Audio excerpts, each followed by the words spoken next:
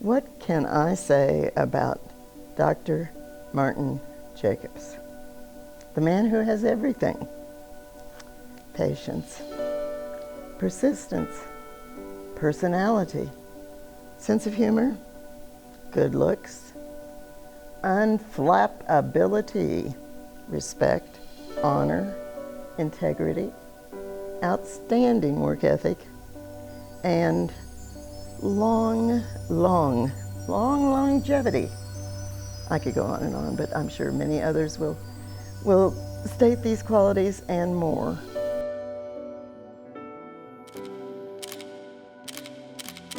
Dr. Jacobs kind of captured that small town feeling that Liberty used to have before it was a really big town. Dr. Jacobs at Liberty High School in October 2000 and was just immediately captivated. I was teaching here when he first came, so I was there for day one when he came, and he was my only principal until I retired. I was very impressed by his intellect and level of empathy, because you often see smart people who don't relate well to others. You often see people who are very social and relate well to others, but not necessarily have that drive that makes you think, oh gosh, this guy knows what he's doing. He had the perfect blend of all of those qualities. Dr. Jacobs always had time for you. It might not be at that very second, but he would, if you had an issue or a situation or a question, he would be sure to get back with you or spend as much time with you as needed.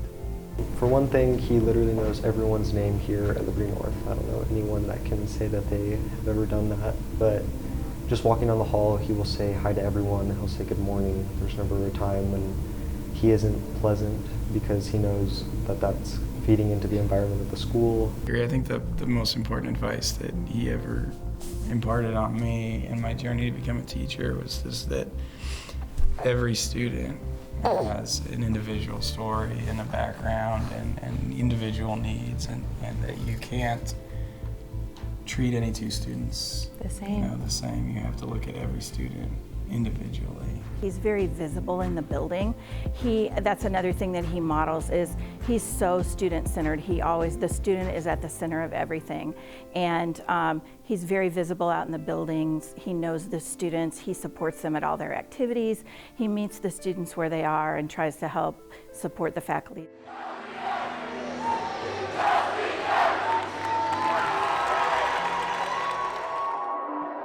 What I'd like to highlight about Dr. Jacobs, though, is my sophomore year coming in as a student at Liberty High.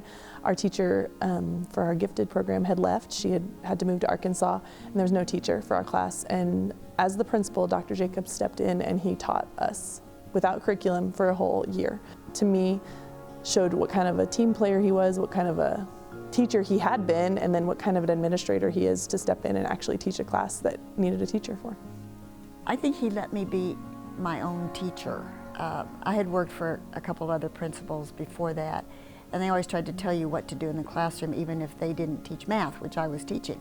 And I think Dr. Jacobs really let me and other teachers do what we knew how to do and how we could do it best. When I got let go, he was very kind when he called me in to talk to me. And my dad had died that year, and I was still really pretty down about that. And so when he told me that they were having to let me go, I just was blubbery, just cried, and he was so kind. And it was kind of one of those times that I will always remember how kind he was. And another experience I remember was, again, thinking about students.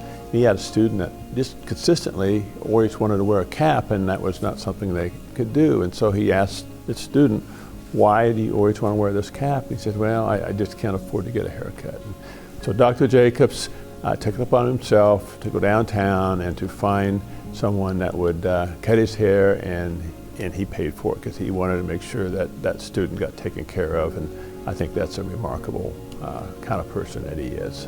He was there for me when my father passed away. On a lighter note, I ran out of gas one day and he brought me gas. He's just that type of man. He's gonna care, and he's going to go the extra mile for anybody he cares about. Over the last 20, 5 years as a member of this community, I have been told I have an uncanny resemblance to Dr. Jacobs. And so I have numerous people would come up to me and say, hey, Dr. Jacobs, I know I'm not Dr. Jacobs, I'm Robert Marquardt. And there are many times where I would be seeing another teacher and walk into the room or walk into their office, and I would make them nervous because they thought I was Dr. Jacobs. So that's kind of weird that I had many compliments say, hey, you look like Dr. Jacobs. I was a freshman in college, and one of my classmates who I graduated with passed away. And this particular classmate did not have a father, not really a male role model in his life, and it was Dr. Jacobs who came to the funeral. I mean, he was a student at Liberty High School too, but he had already graduated, and Dr. Jacobs still came. He stayed the whole time. He was there not just for my friend's family during the time of his passing, but for all of us who came back to be there. And he kind of assumed that father figure role for that student who didn't have one. Shoot. Sorry.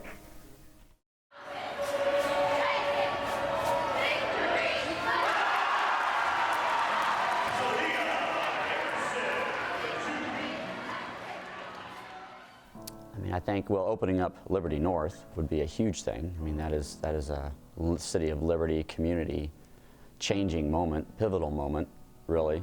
I mean, everything that we think of when we talk about Liberty Public Schools, Liberty High School, Liberty North High School, I mean, he has a part in all of that. You know, and he's just an iconic historical figure that's going to be assigned and attached to all of those.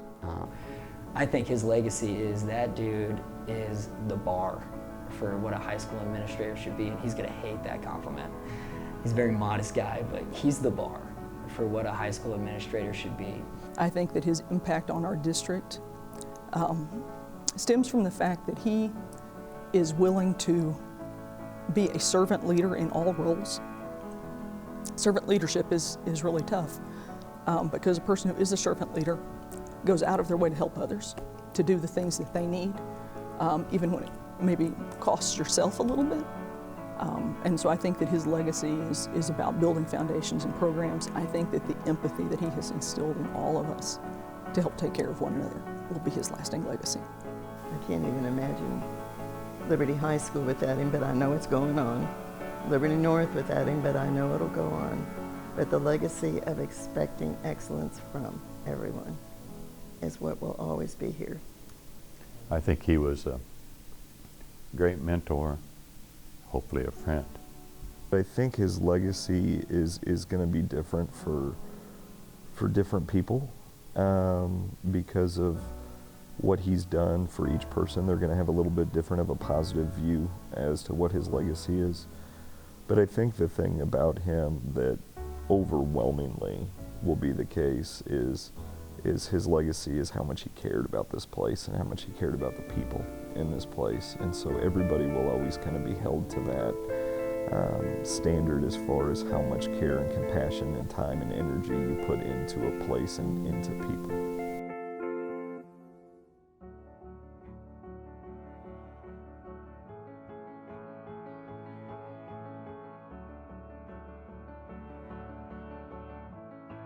One word I would use to describe Dr. Jacobs: humanitarian. Maybe honorable. Passion. Empowering.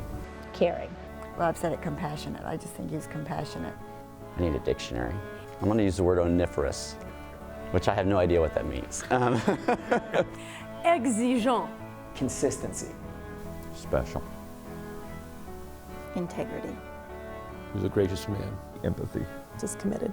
Noble. Just noble. Very honorable. Very trusting, loyal. Just all around a person you want to be around.